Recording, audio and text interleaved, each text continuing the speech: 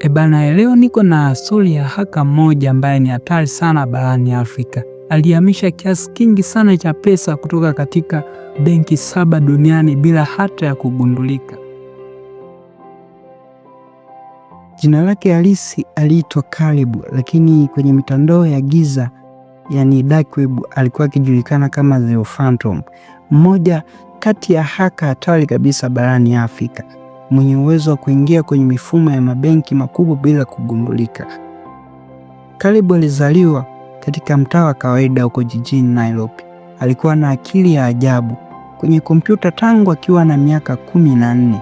Alijifunza programming kupitia simu ya mkononi ya mzee wake. Alipofikisha miaka 19, tayari alikuwa anafanya freelancing ya cyber security, lakini kipato chake kilikuwa kidogo licha ya uwezo wake mkubwa. Siku moja alipogundua kuwa kampuni moja ya kimataifa ilimdhulumu pesa zake, hivyo aliamua kubadili mwelekeo wa maisha kutoka kuwa mlinzi wa mifumo hadi kuwa mvunjaji wa mifumo. Aliunda programu iitwayo Dark Fraud ambayo iliweza kujiunganisha kimya kimya na mitandao ya benki 7 duniani, kuingiza micro transactions zisizogundulika, kiasi kidogo sana cha pesa, lakini kutoka kwa mamilioni ya akaunti. Kwa miezi 11 tu alikuwa amehamisha zaidi ya dola 73 milioni. Kwa huo muda aliishi maisha ya siri, akihama nchi kila baada ya wiki mbili, kutoka Cape Town akamia Dubai kisha Singapore. Hakuwahi kutumia jina lake halisi, alivaa maski kama mtindo, hakutumia simu ya kawaida, alionekana kama kivuli. Lakini kila kivuli kina mwisho wake.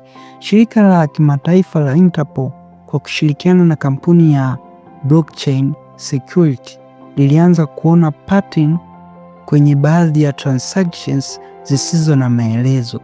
Walitumia AI kuchambua digital fingerprints na wote walirudi kwa jina moja la The Phantom.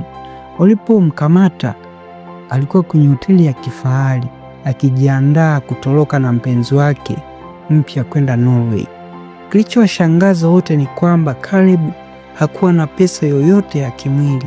Alikuwa ameandika kodi za AI ambayo inaweza kuzihamisha pesa hizo kutoka katika akaunti yake asili ambayo haikujulikana hadi leo.